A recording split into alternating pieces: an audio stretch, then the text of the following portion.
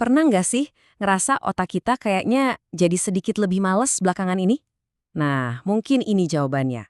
Hari ini kita bakal ngebahas satu konsep yang sadar atau enggak ngaruh banget ke kita semua di zaman serba digital ini. Namanya utang kognitif. Gini deh, teknologi itu kan emang luar biasa ya. Bikin hidup kita gampang banget. Mau cari jalan, tinggal buka peta, butuh jawaban, langsung Google aja. Semuanya instan. Tapi, pernah nggak sih kita berhenti sejenak dan mikir, semua kemudahan ini ada ongkosnya nggak ya? Ada harga tersembunyi yang harus kita bayar?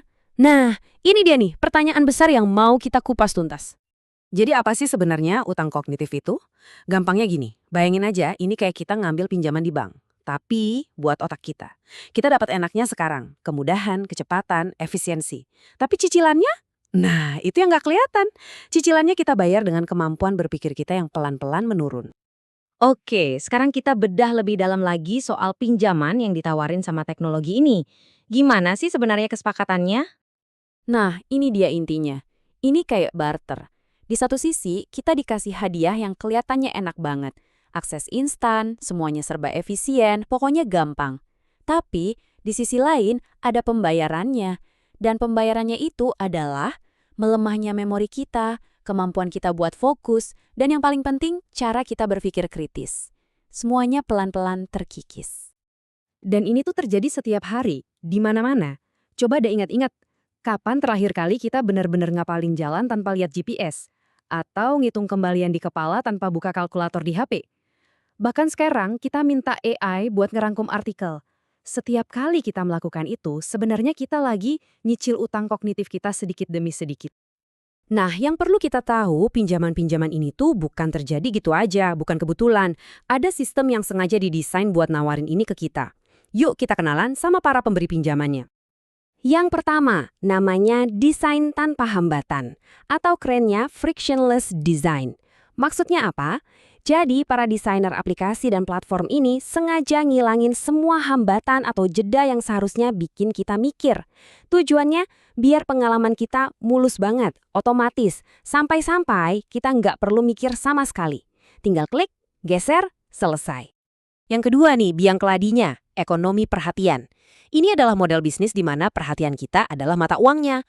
Mereka untung kalau kita terus-terusan nempel di layar. Makanya, fitur kayak infinite scroll atau notifikasi yang nggak ada habisnya, itu sengaja dirancang buat membajak otak kita, bikin kita ketagihan. Akibatnya, kemampuan kita buat fokus mendalam jadi korbannya. Dan yang terakhir, kurasi algoritmik. Algoritma ini pinter banget nyajiin konten yang udah pasti kita suka. Kelihatannya bagus kan? Tapi efek sampingnya, kita jadi punya utang serendipitas. Maksudnya, kita jadi jarang banget nemuin hal-hal baru yang nggak terduga, ide-ide di luar gelembung kita. Dunia kita jadi makin sempit. Oke, kita udah tahu siapa aja pemberi pinjamannya. Sekarang, gimana kalau utang ini udah numpuk dan tagihannya datang? Apa konsekuensi nyatanya? Dan ini bukan lagi soal teknologi, tapi soal kita sebagai manusia. Konsekuensinya lumayan serius. Pertama, memori kita jadi lemah. Ini yang disebut efek Google. Kita jadi lebih jago ingat di mana nyari info, tapi bukan ingat infonya itu sendiri.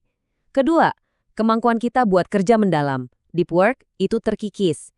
Kita jago multitasking, tapi jadi susah banget buat mikir bener-bener dalam. Dan yang paling bahaya, kita mengalami krisis agensi. Kita bukan cuma ngandelin teknologi buat tugas, tapi juga buat menilai dan ngambil keputusan. Kita jadi kurang percaya sama diri sendiri. Nah, kutipan ini bener-bener ngena banget. Kita mungkin mahir dalam multitasking, tetapi kita kehilangan kemampuan untuk multithinking. Bedanya apa? Multitasking itu ngerjain banyak hal sekaligus. Tapi multithinking itu kemampuan buat nyambungin ide-ide yang kompleks dalam satu alur pikiran yang dalam. Kita jadi jago di permukaan, tapi jadi dangkal pas harus nyelam. Perbandingannya jadi jelas banget. Dulu kita ini kayak arsitek pemikiran. Kita yang ngerancang argumennya, kita yang menilai, kita yang punya prosesnya dari awal sampai akhir. Sekarang, kita beresiko jadi cuma sekadar operator mesin. Cuma neken tombol, terima hasilnya, terus ngasih ke orang lain. Proses berpikirnya udah bukan punya kita lagi. Dan sekarang, kita sampai pada pemberi pinjaman yang paling canggih, paling kuat, dan mungkin paling berisiko dari semuanya, AI generative. AI itu beda. Dia nggak cuma ngasih kita fakta atau jawaban singkat, Dia ngasih kita produk jadi, esai lengkap, kode program yang jalan, bahkan gambar, instan. Pertanyaannya jadi makin dalam, kita dapat apanya dengan cepat, tapi apakah kita jadi kehilangan mengapa dan bagaimananya? Kita dapat hasilnya, tapi kita nggak ngerti lagi proses di baliknya. Ini memunculkan jenis utang yang baru lagi, namanya utang epistemologis. Kedengarannya rumit, tapi intinya sederhana. Ini adalah kondisi di mana kita tahu jawabannya, tapi kita nggak ngerti sama sekali proses, logika, atau alasan di balik jawaban itu. Kita cuma percaya buta sama mesin. Fondasi pengetahuan kita jadi rapuh banget. Oke, cukup horornya. Poin pentingnya di sini bukan buat kita jadi pesimis atau takut sama teknologi. Justru sebaliknya. Pertanyaannya adalah, gimana caranya kita bisa melunasi utang ini dan mulai membangun lagi aset mental kita? Nah, ini ada 4 strategi praktis. Pertama, nutrisi digital. Anggap aja informasi itu makanan, jadi pilihlah yang berkualitas, jangan junk food terus. Kedua, ciptakan gesekan sadar. Sengaja bikin jeda sebelum pakai teknologi. Ketiga, jadikan AI itu mitra tanding, bukan asisten buta. Ajak dia debat, tantang jawabannya. Dan terakhir, ini yang paling susah mungkin, rangkul kebosanan. Kasih otak kita waktu buat bengong, biar dia bisa defrag pikirannya. Jadi pada akhirnya, pilihan ada di tangan kita. Kita mau jadi apa? Apakah kita mau jadi sang Luddite yang nolak teknologi mentah-mentah karena takut? Atau kita mau jadi investor kognitif, yaitu orang yang pakai teknologi secara sadar buat meningkatkan kemampuan otaknya, bukan buat menggantikan.